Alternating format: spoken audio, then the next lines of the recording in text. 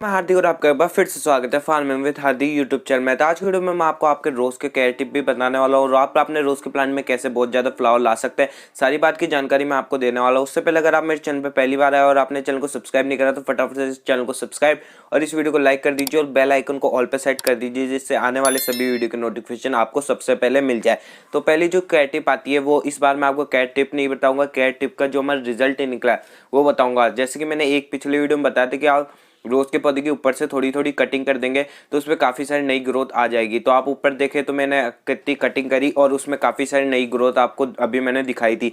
Second tip है कि जो आपको रोज का जो आपका पौधा है उसकी मिट्टी की अच्छे से गुड़ाई करती रहनी है।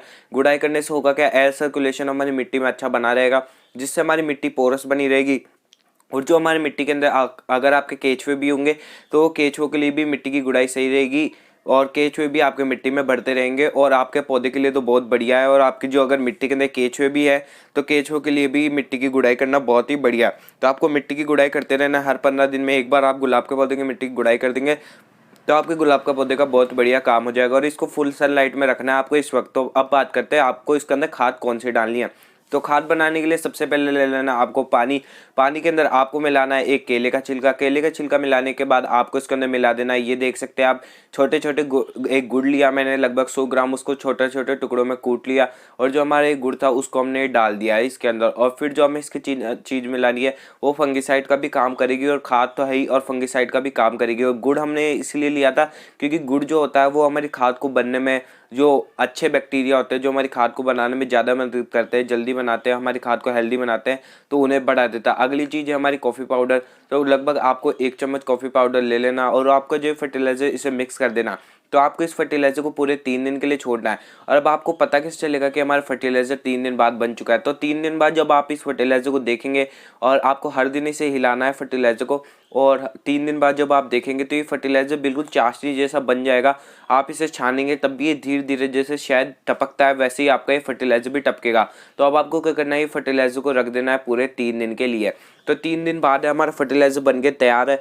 बस हमें क्या करना पड़ेगा, अब इसे डाइल्यूट करना पड़ेगा, क्योंकि डाइल्यूट करने से हमारी खाद हल्की हो जाती है और हल्की खाद को हमारे पौधे आसानी से ले पाते हैं। तो आप ये देखेंगे तो जो हमारा फर्टिलाइज़र है कितना धीरे धीरे टपक रहा है, यही इस फर्टिलाइज़र का सबूत है कि ये फर्टिलाइज़र बन के तैयार है। तो आपको क्या करना है, अच्छे से एक बार फर्टिलाइज़र छान लेना है, पूरा का पूरा फर्टिलाइज़र छान लेना है। आप ऐसे नहीं कि आपको फर्टिलाइज़र डालते ही अपने पौधों के अंदर ग्रोथ दिख जाएगी। आप इसके अंदर जो कुछ केयर टिप भी करेंगे अपने रोज़ के प्लांट के अंदर खाद के साथ साथ, तो आपको अपने रोज़ के प्लांट के अंदर बहुत ही बढ़िया रिजल्ट मिलता है। क्योंकि खाद ही मैटर नहीं करता, अगर आप प्रॉपर केयर टिप नहीं करते तो फिर भी आपका रोज़ का प्लांट खराब हो सकता है। इसलिए आपको इसके अंदर प्रॉपर केयर टिप भी करनी है जो आपका रोज़ का प्लांट जिससे स्वस्थ भी बना रहे। जैसे इस टाइम आपकी जो मेन केयर टिप है कि आपको अपने रोज के प्लांट को धूप में रखना है, और अगर आप अपने रोज के प्लांट को छाया में रख देंगे और इस वक्त आप इसके अंदर फर्टिलाइजर डाले जाएंगे तो फिर उससे कोई फर्क नहीं पड़ेगा। इसलिए आपको अपने रोज के प्लांट को इस वक्त फुल सनलाइट में रखना है। और आप देखेंगे जो हमारे फर्टिलाइजर है तो ये अब एकदम शायद जैसे टपक रहा है, मतलब ये फर्टिलाइजर बिल्कुल बन के तैयार है।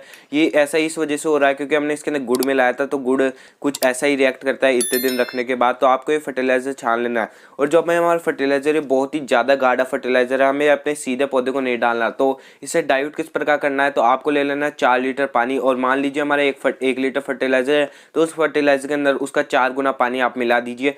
तो मतलब एक फर्टिलाइजर जो आपका 1 लीटर फर्टिलाइजर है उसके अंदर उसका 4 गुना पानी मिला दीजिए। और अब आपको क्या करना है, जो आपका वाटरिंग कैन है उसको बंद कर लेना। फिर एक और चीज़ आप अपने वाटरिंग कैन के लिए बचाने के लिए कर सकते हैं, इसका ऊपर का नोजल हटा दीजिए क्योंकि काफ़ी सारे अर्क चालने से भी आ जाते हैं। फिर आप इसे अपने रोज़ के प्लांट को तो दे ही सकते हैं, साथ ही साथ आप इसे अपने दूसरे पौधे को भी दे सकते हैं।